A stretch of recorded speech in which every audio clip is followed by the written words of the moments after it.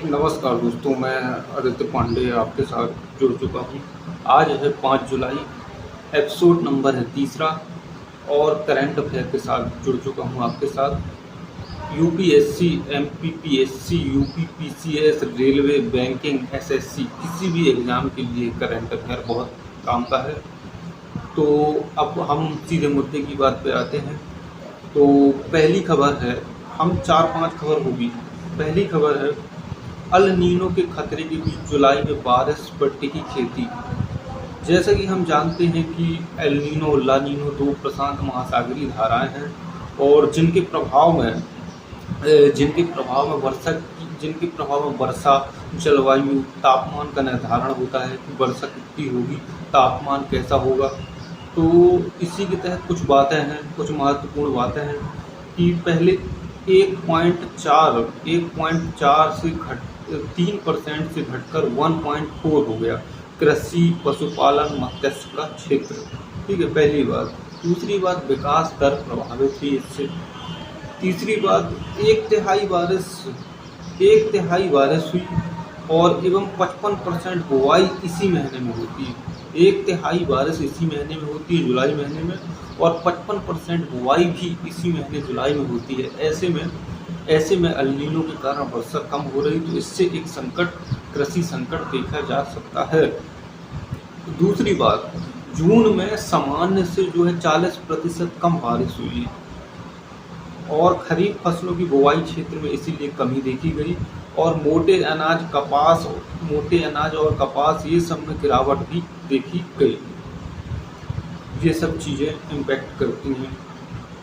दूसरी चीज़, परसिमन बिल की गहमा-गहमी के बीच संसद का मानसून सत्र 20 जुलाई से। अब परसिमन क्या है? परसिमन मतलब एक आयोग की स्थापना हुई थी स्वतंत्रता के बाद 1950 में। तो परसिमन का अर्थ होता है कि संसद मतलब लोकसभा, विधानसभा, पंचायत का क्षेत्र कितना होगा, किस किस क्षेत्र में कौन कौन से प्रतिनिधि होंगे, प्रतिनिधित्व करेंगे अपना, तो वह होता है। अभी तक 4 परसिमन आयोगों का गठन हो चुका है। सर्वप्रथम परसिमन आयोग का गठन 1952 में हुआ था। अंतिम बार जो संशोधन हुआ था 2002 में हुआ था और अब इसके बाद अभी चर्चा चल रही है। मानसून सत्र में बिल आया था। अब ये सत्र क्या होते हैं? संसद के सामान्यतः 3 सत्र होते हैं। एक होता है बजट सत्र, जो कि जनवरी फरवरी से मार्च अप्रैल के बीच में होता है बजट सत्र। यह सबसे लंबा सत्र होता है संसद का। दूसरा होता है शीतकालीन सत्र। शीतकालीन सत्र वही जुलाई से लगभग अगस्त सितंबर के बीच होता है। अंतिम सत्र होता है शीतकालीन सत्र, जो कि नवंबर दिसंबर में होता है। 20 जुलाई से 13 अगस्त के बीच यह सत्र आयोजित किया जाएगा, जैसा कि डेट आई है। और इसमें बड़े निर्णय हो सकते हैं, जैसे कि हमने देखा होगा कि उद्धव ठाकरे के 6 सांसद एकनाथ शिंदे के गुट में शामिल हुए हैं और वहीं टीएमसी के 20 सांसद टूटे हुए हैं, यहाँ पे मिल गए हैं। तो एक तिहाई इस बिल की अनुमति से यह पारित हो सकेगा। ये देखने लायक बात होगी। अगली खबर, भविष्य की पीढ़ियों का जीवन बचाने में जुटे यह ट्रीमैन। अब यह ट्रीमैन कौन है और महत्वपूर्ण क्यों है? यह ट्रीमैन है झारखंड के इंदल पासवान, जिनका नाम है इंदल पासवान। अब इंदल पासवान इतने महत्वपूर्ण क्यों हैं? इंदल पासवान इसलिए महत्वपूर्ण है कि उन्हें वन रत्न पुरस्कार 2017 में राष्ट्रपति के द्वारा दिया जा चुका है। तो यह चर्चा का विषय है, यह पूछा जा सकता है। उन्होंने लगभग वो जब 7वीं कक्षा में थे तो 100 शीशम के पेड़ लगाए थे। 18 वर्षों में लगभग 1 लाख पेड़ों का रोपण कर चुके हैं। कितनी बड़ी बात है। और इसके साथ वह एनजीओ संगठन अपना स्वयं का निर्माण किया है और उसके द्वारा वृक्षों का रोपण करते हैं और पर्यावरण को सुरक्षित रखने के लिए संकल्प लेते हैं और अपना जीवन पर्यावरण के लिए दान कर दिया। अगली खबर है, भारत इजराइल के बीच द्विपक्षीय निवेश समझौता हुआ लागू।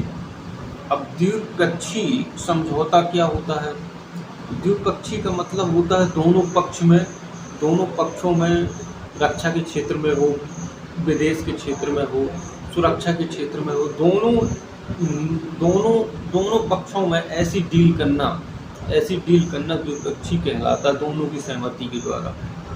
तो यह जो समझौता है 8 सितंबर 2025 को हस्ताक्षर हुए थे इसमें, और लागू अभी से हुआ है। निवेशकों की पहले यह समस्या थी कि अंतर्राष्ट्रीय न्यायालय जो है हस्तक्षेप करता था, वहाँ अंतर्राष्ट्रीय न्यायालय में चले जाते थे, विवाद को सुलझाया करते थे, तो वह विवाद जो है 10 सालों में 20 सालों में विवाद सुलझ पाता था।